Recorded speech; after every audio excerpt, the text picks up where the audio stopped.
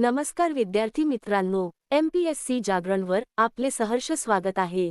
आज आहे 9 एप्रिल 2026 आणि आजच्या दैनिक चालू घडामोडींवर आधारित महत्त्वाचे प्रश्न आपण या व्हिडिओमध्ये पाहणार आहोत। तरी सर्वप्रथम जर आपण नवीन असाल तर चॅनलला अवश्य सबस्क्राइब करा। चला तर मग आजच्या व्हिडिओला सुरुवात करूया। प्रश्न 1, अलीकडेच अंधत्व निवारण सप्ताह 2026 कधीपर्यंत साजरा करण्यात आला आहे?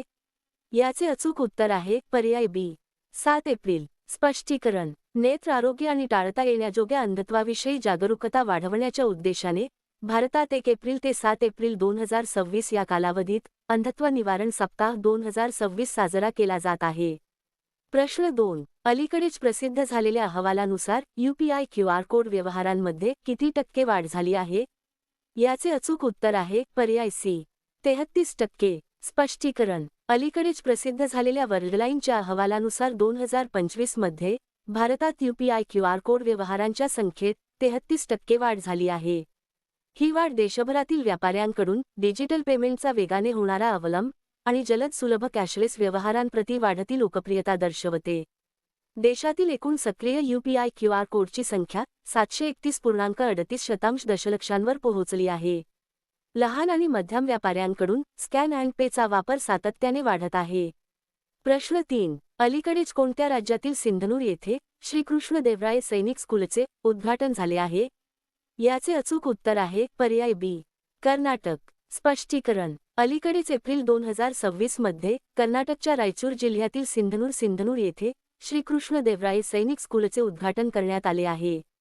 उद्घाटनकर्ते या नवीन सैनिक स्कूलचे उद्घाटन केंद्रीय मंत्री HD कुमारस्वामी आणि संरक्षण राज्यमंत्री संजय सेठ यांनी केले।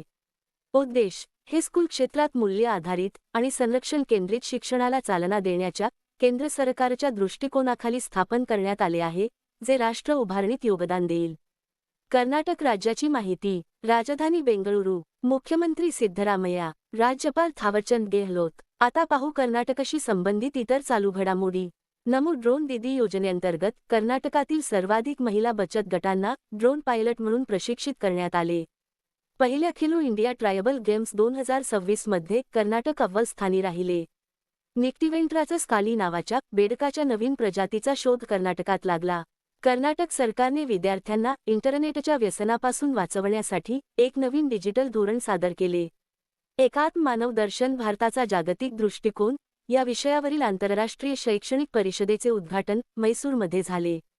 दृष्टिहीनांना प्रवासात मदत करणाऱ्या ध्वनिस्पंदन या नाविन्यपूर्ण प्रयोगासाठी कर्नाटक सरकारला राष्ट्रीय पुरस्काराने सन्मानित करण्यात आले।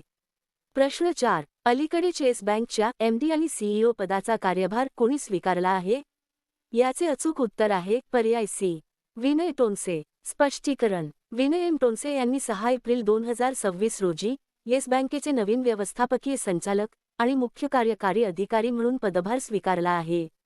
त्यांनी प्रशांत कुमार यांची जागा घेतली असून टोनसे यांची 3 वर्षाच्या कालावधीसाठी या पदावर नियुक्ती करण्यात आली आहे। आता पाहू इतर महत्त्वाच्या नियुक्त्या। BV रामा मोहन यांची power grid corporation of India लिमिटेडच्या CMD पदी नियुक्ती करण्यात आली।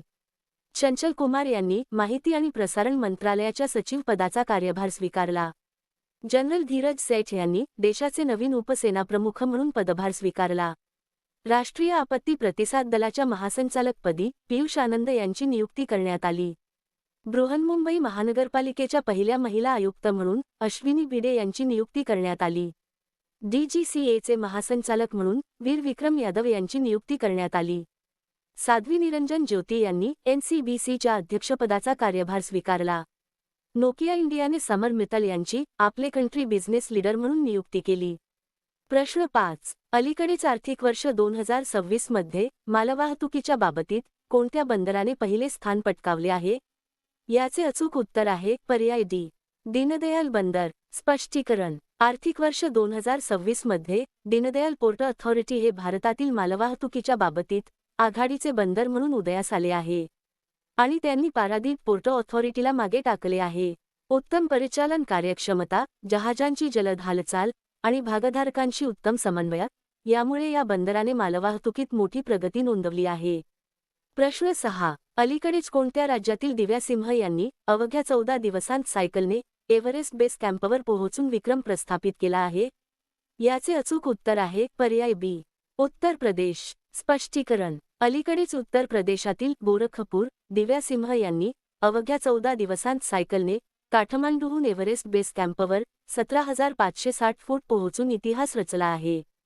ही कामगिरी करणारी ती भारतातील पहिली आणि जगातील दुसरी महिला सायकलपटू ठरली आहे. कडाक्याची थंडी आणि ऑक्सिजनची कमतरता असूनही 5 एप्रिल 2026 रोजी तिने हा विक्रम केला. उत्तर प्रदेश राज्याची माहिती. राजधानी लखनौ. मुख्यमंत्री योगी आदित्यनाथ. राज्यपाल आनंदीबेन पटेल. आता पाहू उत्तर प्रदेशाशी संबंधित इतर चालू घडामोडी. देवनागरी लिपीत लिहिलेली श्रीरामचरितमानसची सुमारे 200 वर्षे जुनी दुर्मिळ हस्तलिखिते अयोध्येत सापडली. उत्तर प्रदेश सरकारने रिंकू सिंह यांची प्रादेशिक क्रीडा अधिकारी म्हणून नियुक्ती केली. भारतीय सैन्याद्वारे उत्तर प्रदेशात तंत्रज्ञान आधारित युद्धाभ्यास अमोघ ज्वाला यशस्वीरित्या आयोजित करण्यात आला. उत्तर प्रदेश सरकारने 20 लाखांहून अधिक ग्रामीण घरांपर्यंत हाय स्पीड इंटरनेट पोहोचवण्याची घोषणा केली. वाराणसीमध्ये एका तासात 2,51,446 रोपे लावून गिनीज वर्ल्ड रेकॉर्ड करण्यात आला. एनजीटीने उत्तर प्रदेशला स्वाव नदीला राप्ती नदीची उपनदी म्हणून दर्जा बहाल करण्याचे निर्देश दिले. प्रश्न 7. अलीकडेच मायक्रोसॉफ्टने भारतात कोठे आपले पहिले एआय स्किल सेंटर सुरू केले आहे? याचे अचूक उत्तर आहे पर्याय सी.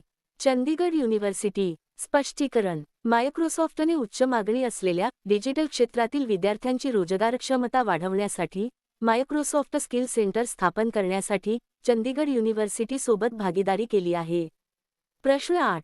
अलीकडेच सर्वात स्वच्छ पाण्याच्या बाबतीत कोणता देश अव्वल स्थानी राहिला आहे? याचे अचूक उत्तर आहे पर्याय सी. स्वित्झर्लंड. स्पष्टीकरण. 2026 मध्ये सर्वात स्वच्छ पाण्याच्या बाबतीत स्वित्झर्लंड, फिनलंड आणि नॉर्वे यांसारखे युरोपियन देश आघाडीवर आहेत. विविध अहवालांनुसार स्वित्झर्लंड त्यांच्या कडक पर्यावरणीय नियमांमुळे आणि हिमनद्यांमधून मिळणाऱ्या नैसर्गिक शुद्ध पाण्यामुळे वारंवार पहिल्या क्रमांकावर असतो. फिनलंड आणि आइसलँड देखील 100 गुणांसह सुरक्षित पिण्याच्या पाण्यात सर्वात पुढे आहेत. प्रश्न 9. अलीकडेच वन हेल्थ समिट 2026 चे आयोजन कोठे करण्यात आले आहे? याचे अचूक उत्तर आहे पर्याय बी. फ्रान्स. स्पष्टीकरण. अलीकडेच वन हेल्थ समिट 2026 चे आयोजन फ्रान्समधील ल्योन शहरात 5 ते 7 एप्रिल 2026 या कालावधीत करण्यात आले आहे. हे शिखर संमेलन फ्रान्स सरकारच्या G7 अध्यक्षपदाचा भाग म्हणून आयोजित करण्यात आले होते, ज्याचा उद्देश मानवी, प्राणी आणि पर्यावरण आरोग्य यांच्यातील परस्परावलंबनावर चर्चा करणे हा आहे. फ्रान्स देशाची माहिती. राजधानी पॅरिस. चलन युरो. अध्यक्ष इमॅन्युएल मॅक्रॉन. आता पाहू फ्रान्सशी संबंधित इतर चालू घडामोडी. फ्रान्सने 15 वर्षांखालील मुलांसाठी सोशल मीडिया प्रतिबंध विधेयक मंजूर केले. फ्रान्समध्ये जन्माच्या तुलनेत मृत्यूदर अधिक नोंदवला गेला. इंडियन ऑप्टेल लिमिटेडने फ्रान्सच्या सफ्रान इलेक्ट्रॉनिक्स अँड डिफेन्स कंपनीसोबत सामंजस्य करार केला. फ्रान्सचे नवीन पंतप्रधान सेबेस्टियन लेकोनू यांनी मंत्रिमंडळ नियुक्तीच्या काही तासांनंतरच राजीनामा दिला. फ्रान्सचे माजी अध्यक्ष निकोलस सर्कोजी यांना भ्रष्टाचार आणि सत्तेचा गैरवापर केल्याबद्दल 5 वर्षाच्या कारावासाची शिक्षा सुनावण्यात आली. फ्रान्सचा फुटबॉलपटू सॅम्युअल उमटिटी याने वयाच्या 31व्या वर्षी फुटबॉलमधून निवृत्ती जाहीर केली. प्रश्न 10. अलीकडेच कोणी भूमी संसाधन विभागाच्या सचिवपदाचा कार्यभार स्वीकारला आहे? याचे अचूक उत्तर आहे पर्याय ए. नरेंद्र भूषण. स्पष्टीकरण. 1992च्या बॅचचे उत्तर प्रदेश केडरचे IAS अधिकारी नरेंद्र भूषण यांनी अलीकडेच 6 एप्रिल 2026 रोजी भारत सरकारच्या ग्रामीण विकास मंत्रालयाअंतर्गत भूमी संसाधन विभागाचे सचिव म्हणून पदभार स्वीकारला आहे. प्रश्न 11. अलीकडेच चर्चेत असलेल्या we the people of India या पुस्तकाचे लेखक कोण आहेत? याचे अचूक उत्तर आहे पर्याय सी. TM कृष्णा. स्पष्टीकरण. अलीकडेच 2026 मध्ये चर्चेत असलेल्या we the people of India decoding the nation's symbols या पुस्तकाचे लेखक प्रसिद्ध कर्नाटक गायक आणि लेखक TM कृष्णा हे आहेत. हे पुस्तक भारताच्या राष्ट्रीय प्रतीकांचा इतिहास, त्यांचे विश्लेषण आणि आधुनिक भारतातील त्यांच्या महत्त्वाचा आढावा घेते. आता पाहू इतर महत्त्वाची पुस्तके.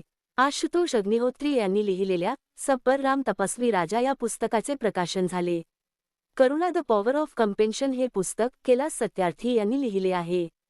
Tides of times history through murals in parliament हे पुस्तक सुधा मूर्ती यांनी लिहिले आहे. अनलाइकली पॅराडाइज हे पुस्तक संजय राऊत यांनी लिहिले आहे. महात्मा एक महान संचारक हे पुस्तक धीरज काकडिया यांनी लिहिले आहे.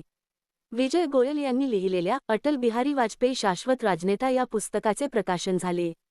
ए माटी कथा कहे आणि बक्षी जगबंधू द ग्रेट कमांडर ही पुस्तके विश्वभूषण हरिचंदन यांनी लिहिली आहेत.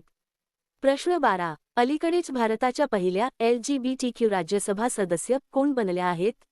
याचे अचूक उत्तर आहे पर्याय बी. मेनका गुरुस्वामी. स्पष्टीकरण. एप्रिल 2026 मध्ये सर्वोच्च न्यायालयाच्या ज्येष्ठ वकील मेनका गुरुस्वामी या भारताच्या पहिल्या उघडपणे LGBTQ राज्यसभा सदस्य बनल्या आहेत. त्यांनी पश्चिम बंगालमधून तृणमूल काँग्रेसच्या उमेदवार म्हणून बिनविरोध निवडून आल्यानंतर 6 एप्रिल 2026 रोजी शपथ घेतली. भारतीय संसदेतील प्रतिनिधित्वाच्या बाबतीत ही एक ऐतिहासिक घटना आहे.